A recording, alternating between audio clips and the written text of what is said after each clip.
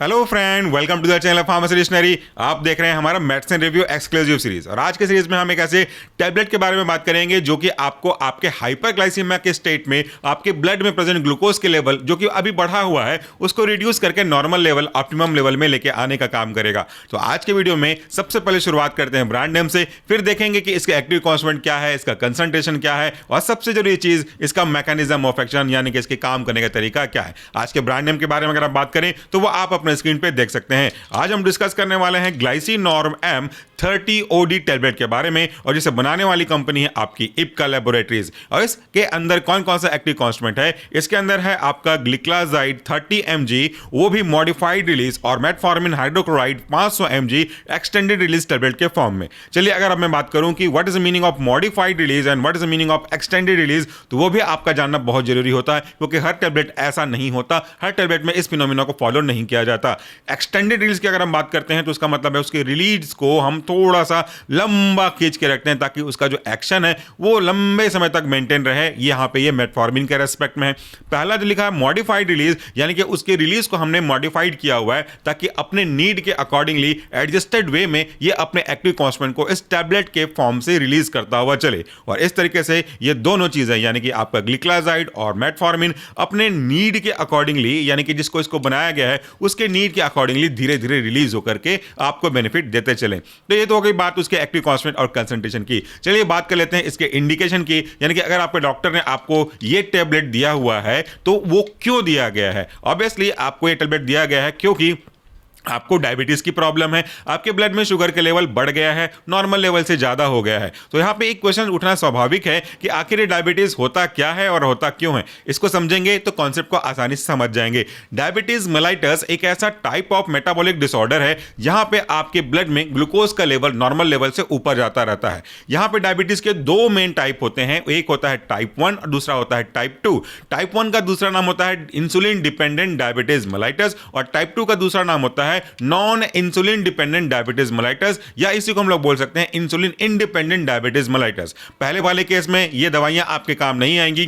पहले वाले प्रॉब्लम में यानी कि टाइप 1 डायबिटीज को मेंटेन करने के लिए इंसुलिन का इंजेक्शन लगाया जाता है, जबकि टाइप 2 में आप इस ड्रग के ऊपर भी डिपेंड रह सकते हो। नीड के अकॉर्डिंगली कभी कभी इन इमरजेंसी केस हम इंसुलिन की सहायता भी ले सकते हैं। बस मोस्ट प्रोबेबली आपका जो काम है वो इस तरह के ओरल हाइपोग्लाइसेमिक एजेंट यानी कि टैबलेट से हो जाएगा। अब हम बात कर लेते हैं कि आखिर डायबिटीज होता क्यों है। डायबिटीज के होने के कई अलग अलग कारण हैं, उनमें मैक्सिमम आज के डेट में रिस्क फैक्टर इंक्लूड है। अगर हम सिंपल भाषा में, सरल भाषा में, छोटे शब्दों में बोलें तो डायबिटीज के पीछे कारण यह है कि आपकी बॉडी में पैनक्रियास, और पैनक्रियास के अंदर आपका बीटा सेल, वहां पे उसका काम है इंसुलिन को बनाते रहना। इंसुलिन एक हार्मोन है जो कि एंडोक्राइन ग्लैंड से सिक्रीट होता है। इस इंसुलिन का काम यह है कि जब कभी भी आप खाना खाएं, नाश्ता करें या कोई भी चीजें यूज करें, तो उस खाने के साथ अगर कार्बोहाइड्रेट है जो कि अल्टीमेटली ग्लूकोज में कन्वर्ट होगा, तो इस ग्लूकोज को जो कि अब आपके ब्लड में पहुंच चुका है, तो इंसुलिन क्या करता है, ब्लड में प्रेजेंट ग्लूकोज को ब्लड से उठाता है और आपके सेल्स तक पहुंचा देता है। तो जब जब ये इंसुलिन आपके ब्लड में प्रेजेंट ग्लूकोज को उठा करके आपके सेल में पहुंचाएगा, सही मात्रा में सही तरीके से ग्लूकोज का यूटिलाइजेशन होता रहेगा।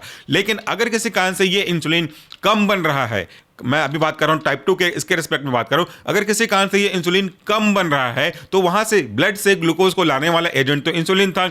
जब इंसुलिन ही कम बन रहा है तो ब्लड से ग्लूकोज को ला करके सेल में पहुंचाएगा कौन, और जब सेल में ग्लूकोज नहीं पहुंचेगा तो वो ग्लूकोज रहेगा कहां, अभी भी आपके ब्लड में ही तो रहेगा। भाई ब्लड से लेकर के मैं सेल में पहुंचा रहा था तो ब्लड में से कम हो रहा था और सेल में ज्यादा जा रहा था। अल्टीमेटली जाना तो सेल तक ही है ताकि ये सेल क्या कर सके, ग्लूकोज को यूज कर सके। बट अब ब्लड से नहीं लेके जा रहा है तो ब्लड में ज्यादा रहेगा। ऐसा समझो कि मान लो कि मेरा जो घर है ये वेयर हाउस है, गोदाम है, और यहां से कोई सामान को आपके यहां लेके जाना था, तो एक व्यक्ति आता है रोज और यहां से 2-4 जितनी जरूरत है उतने हिसाब से यहां से सामान को लेकर के आप तक छोड़ता है। तो मेरे से ले जाएगा तो मेरे से कम होता जाएगा और आपके पास ज्यादा जाता जाएगा, क्योंकि आप यूज करने वाले हो, मैं सिर्फ स्टोर करने वाला हूं। लेकिन अगर किसी कारण से आप 1 महीने नहीं आओगे तो 1 महीने में जो सामान जा रहा होता, मेरा जो गोदाम खाली हो रहा होता, वो तो नहीं होगा। एग्जैक्टली ऐसा ही समझ सकते हो। लेकिन इसके पीछे ये लॉजिक भी नहीं है कि केवल इंसुलिन कम बन रहा हो तो ही आपको डायबिटीज मेलाइटस होगा। अगर इंसुलिन सही मात्रा में बन रहा हो, इवन ज्यादा भी बन रहा हो, तो भी डायबिटीज मेलाइटस के टाइप 2 होने के चांसेस हैं। उसके पीछे रीजन ये है कि आपका जो इंसुलिन है वो अपने रेस्पेक्टिव रिसेप्टर पे ढंग से बाइंड नहीं हो पा रहा होगा, रेजिस्टेंस डेवलप हो रहा होगा इंसुलिन के रिसेप्टर्स में, तो भी तो रिसेप्टर में बाइंड नहीं होने की वजह से ये इंसुलिन आपके ग्लूकोज को अलाउ नहीं कर पाएगा। अगर यहां पे एक बात और करूं कि इंसुलिन के रिसेप्टर में कोई रेगुलेशन डेवलप होने लगे, यानी कि डाउन रेगुलेशन डेवलप होने लगे, लेंगे तो भी आपकी प्रॉब्लम हो जाएगी। तो ऐसे कई 3 केस मैंने आपको बताया, और भी केस हो सकते हैं। तो इन सब कारणों से आपको डायबिटीज मेलाइटस होता है। डिटेल से जाना चाहेंगे तो ऑलरेडी हमारे मेन चैनल सॉल्यूशन फार्मेसी पे डायबिटीज की डिटेल वीडियो अवेलेबल है, देख के समझ सकते हैं। अब बात कर लेते हैं कि मेन कारणों से कैसे हम मैनेज कर सकते हैं आज के टैबलेट के थ्रू। क्योंकि मैंने बताया आपका जो पहला टैबलेट है, आपका जो टैबलेट का पहला इंग्रेडिएंट है वह आपका ग्लिक्लाजाइड 30 mg। ये कैसे काम करता है? ग्लिक्लाजाइड के बारे में अगर बात करें तो उसके काम करने का तरीका ऐसा है कि ये पेनक्रियास से इंसुलिन के सिक्रेशन को इनहैंस करता है। अभी आपको बताया था मैंने कि हमारा जो पेनक्रियास है वह इंसुलिन बनाता है। अगर इंसुलिन सही मात्रा में बनेगी तो इंसुलिन क्या करेगा, आपके ब्लड में से ग्लूकोज को ले करके सेल तक पहुंचाएगा। ये सारा चीज नॉर्मल तरीके से चलता रहेगा। लेकिन अगर आपका पेनक्रियास इंसुलिन कम बनाएगा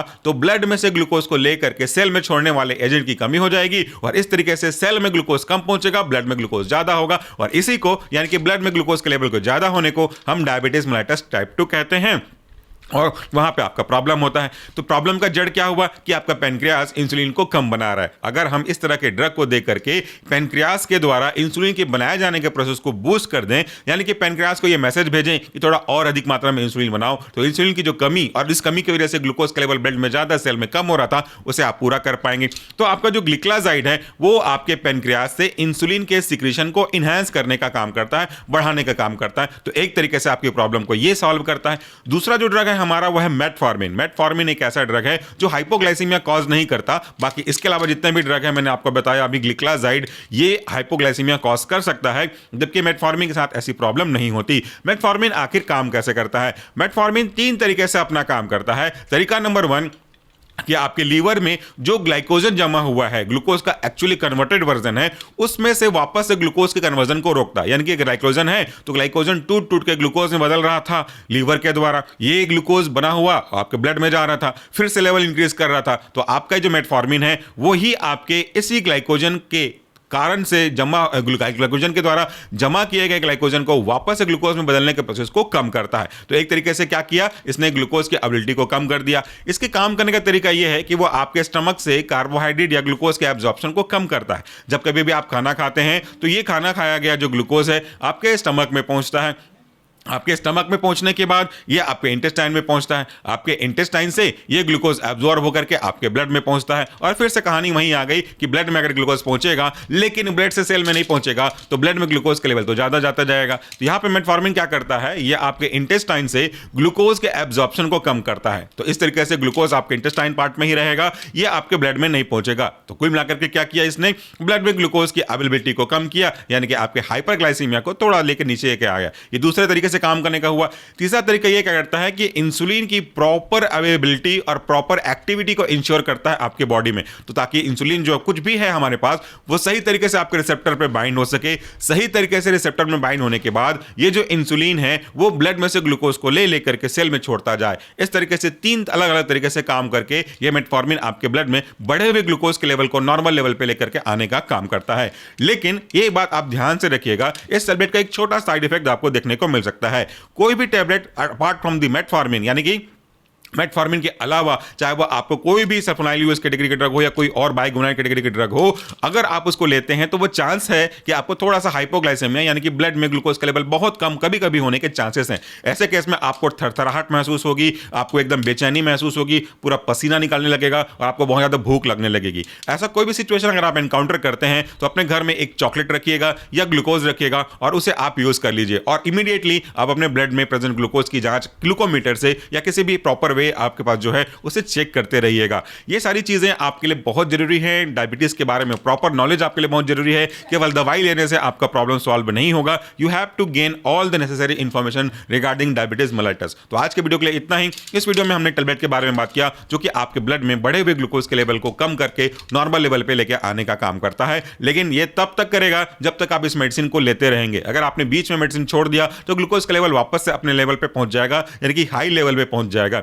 आपके डॉक्टर ने जिस भी समय इस दवाई को लेने के लिए बोला है, ओडी बोला है या भी कुछ और बोला है, उसी समय रोज आप लें। ऐसा ना करें कि आज सुबह ले लिया, कल शाम ले लिया, परसों सुबह ले लिया। इससे आपके इफेक्ट में बहुत ज्यादा फ्लक्चुएशन आ जाएगा। तो एक टाइम जो भी आपके डॉक्टर ने कहा है उसी टाइम पे स्टिक रहिएगा। थोड़ा बहुत 5 मिनट आगे उसे चलेगा, बट उससे अधिक आप टाइम स्किप मत करिएगा। अगर खाली पेट में बोला गया है तो खाली पेट में लीजिए, जैसा इंस्ट्रक्शन दिया गया है वैसा इंस्ट्रक्शन लीजिए। कहीं कोई प्रॉब्लम अगर नजर आती है तो आप अपने डॉक्टर को रिपोर्ट करें। और जब जब भी आप ये मेडिसिन ले रहे हो ना, सही तरीका ये होता है कि आप फ्रीक्वेंट इंटरवल पे वीक में कम से कम 3 से 4 बार खाने के पहले और खाने के 2 घंटे बाद का ब्लड ग्लूकोज लेवल मॉनिटर करके रिकॉर्ड बनाते रहें, ताकि एक्चुअल में ये दवाई काम कर रही है नहीं कर रही है, डोज में फ्लक्चुएशन है, कॉम्बिनेशन में फ्लक्चुएशन करना चाहिए नहीं करना चाहिए, वो देख करके डॉक्टर अच्छे से डिसाइड कर सकें। तो आज के वीडियो के लिए इतना ही। Thank you so much for this video. नमस्कार, टेक केयर।